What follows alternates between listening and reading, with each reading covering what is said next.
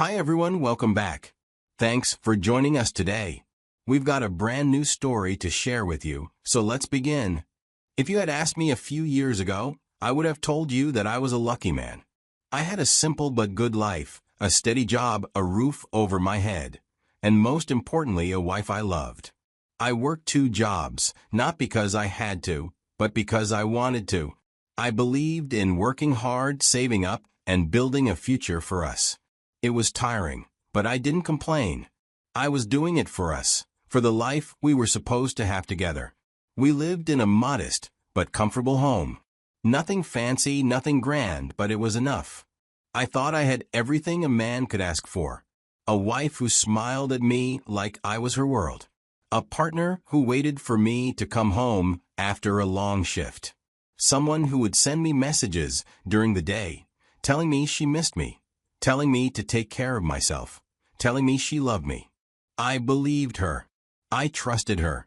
You see, when you love someone, you don't question them. You don't sit around wondering if they're lying to you. You just believe. And that's what I did.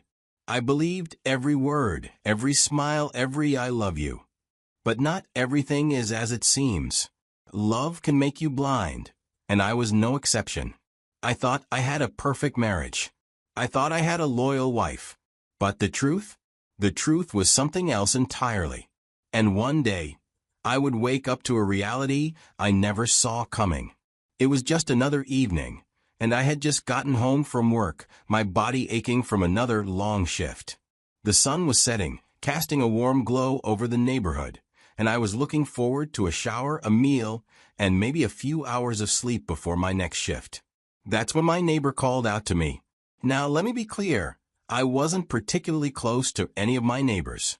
Sure, I exchanged nods, maybe a quick "how's it going?" when I passed them, but that was it. No long conversations, no friendships, just the kind of distant, polite acknowledgement you give to people you live near. So when this man, an older guy, probably in his late 50s, the type who always sat on his porch watching the street, motioned for me to come over, I wasn't sure what to expect. I walked up to him, wiping sweat from my forehead. He looked uneasy. His eyes darted around like he was making sure no one else was listening. "Hey, look, I don't mean to cause trouble," he started, shifting in his seat. "And maybe it's none of my business, but I've noticed something.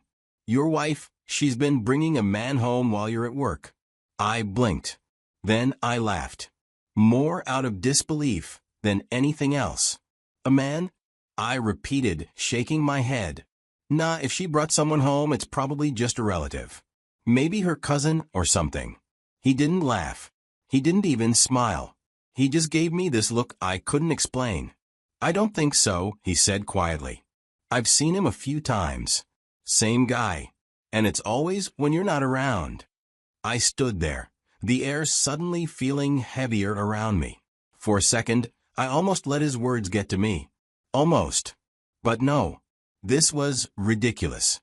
My wife, the woman who sent me messages throughout the day, reminding me to eat, the woman who kissed me every morning before I left for work, she wouldn't do something like that. I forced a chuckle, waving him off. "I appreciate the concern, really. But you must be mistaken." He hesitated like he wanted to say more, but finally just gave me a slow nod. "All right," he said. "Maybe I am." I walked away, shaking my head. I tried to shake it off. I did. That night, as I lay in bed, my neighbor's words kept replaying in my head. No matter how much I tried to push the thought away, it stuck with me. I told myself there was a logical explanation for everything. Maybe it was a relative, a friend from work, someone completely innocent. But even as I tried to convince myself, the thought wouldn't leave me. I needed to know, not because I thought she was guilty, but because I wanted to prove to myself that she wasn't. The next day, while she was out running errands, I set up these tiny cameras that have memory cards to store their footage. I didn't want to waste money buying anything too expensive. Not everywhere, just in a few places where I knew she wouldn't notice. I needed proof that my neighbor was wrong, that my wife was the woman I believed her to be. As I adjusted the last one, my hands shook slightly. I hated that I even had to consider this. But at the same time, it felt necessary. If she wasn't doing anything wrong, then what harm would it do? And if she was, then I needed to know. And so, I waited. Days passed before I finally checked the recordings. I had almost convinced myself that I wouldn't find anything, that the cameras had been a waste of time, and that I had let a stranger's words shake me for no reason. I sat down in front of my laptop and opened the files. The first few days' worth of footage was normal, just my wife moving around the house, watching TV, cooking dinner. Nothing suspicious. Nothing unusual.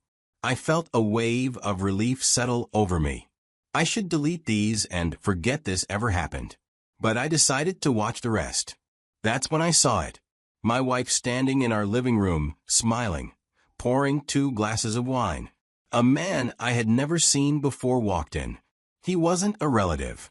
He wasn't a friend. He was a stranger.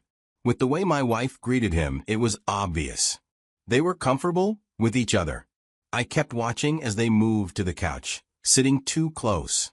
He leaned in and kissed her while slipping an arm around her waist.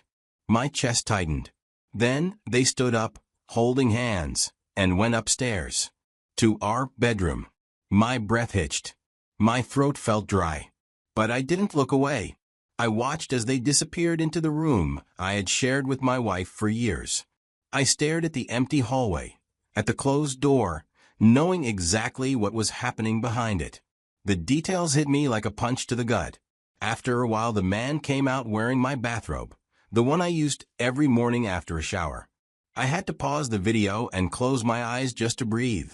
I sat there for a long time, feeling empty. I could have confronted her. I could have asked her why she had done this, why she had lied to me, why she had let another man into our home, but why give her the satisfaction of explaining away? I knew how it would play out.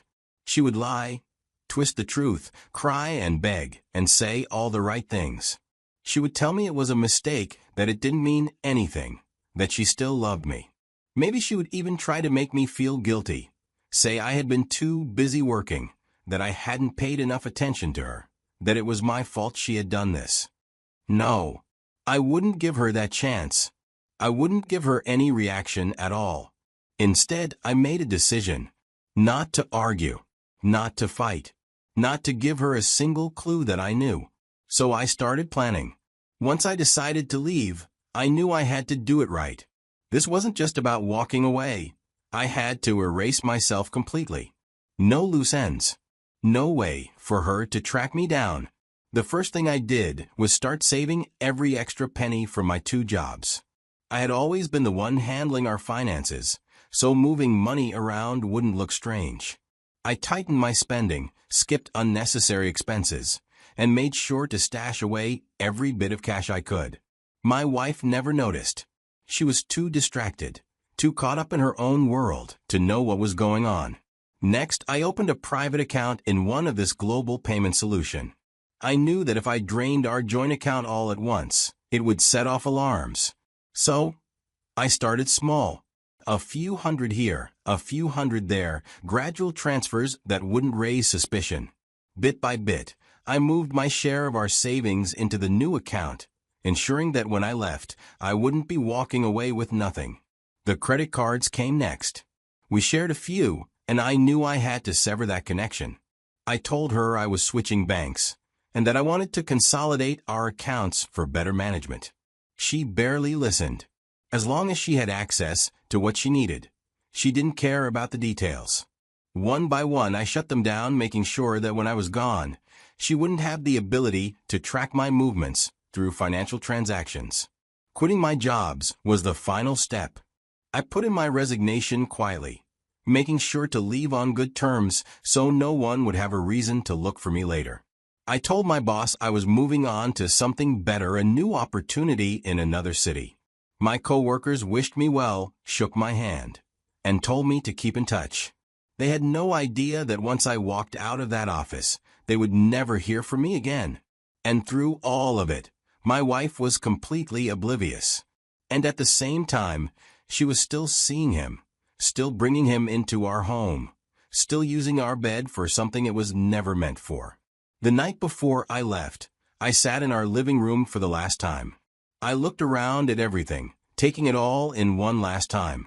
This isn't my home anymore. It's a place where I was made a fool. I reached for my wedding ring, the simple gold band that had symbolized love, commitment, and a promise that had never been kept. I rolled it between my fingers, feeling its weight one last time before discarding it. I didn't need it where I was going. At 4:30 a.m., I stood at the door with my bag slung over my shoulder. No hesitation. No second thoughts. I turned the handle and stepped outside, letting the door close behind me with a quiet click. I didn't look back. Not once. By the time the sun rose, I was already gone. I didn't know it at the time, but I later found out how it all unfolded for her. How one morning, she woke up and found that the bed beside her was empty. At first, she probably thought nothing of it. But when she went through the house, expecting to find me getting ready or in the shower, that's when the sinking feeling started to creep in. I found out that she walked through the house, calling my name, growing more frantic as the silence stretched on. She probably checked the usual places, but I wasn't there. My things weren't there either. My boots were gone, my jacket was missing, and the spot where I always left my keys by the door was empty. She called my phone, no answer. It went straight to voicemail. A few more calls and still nothing. Panicking, she dialed my work, but that's when she was told I had quit last week. In that moment, she must have known that something wasn't right. I had been gone, and I had disappeared without leaving a trace. Then came the final blow. She rushed to the bank and found that our joint account had been drained. By the time she figured it out, there was hardly anything left. It was at that moment, when the bank told her the truth, that she realized I hadn't just left. I had erased myself from her life completely. I didn't know how long she searched for me. I didn't know the depths of her desperation, or how far she went to find me. But over time I learned the details. She hired a private investigator, spent money she probably couldn't afford, throwing herself into a search for someone who had already made sure there was no trace left behind. The harder she looked, the more she realized how deeply I had planned my exit. Every move I made was deliberate. Every step was calculated. And as time went on, I heard that regret consumed her. She couldn't fix it, couldn't explain it, couldn't even beg for forgiveness. There was no opportunity for any of that. She had no one to blame but herself. And maybe that was the worst part of it, knowing she could never make up for what she had done. While she was searching, I was already somewhere else. I found a place far away from the country, from everything that had tied me to the past. I settled on an island in the Caribbean where no one knew my name, and the pace of life was different, slower, quieter. I found peace there, something I hadn't even known I was missing. At first, I lived alone, enjoying the solitude. The quiet became my refuge, but eventually I met someone. She wasn't like the others. She was kind, understanding, and best of all, she respected me for who I was. I felt what real love should be like, simple, honest, and genuine.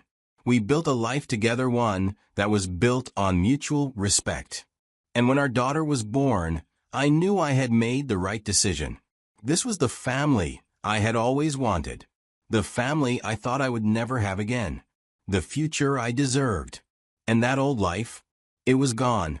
For good. Years passed before she found me. I wasn't hiding anymore, not really.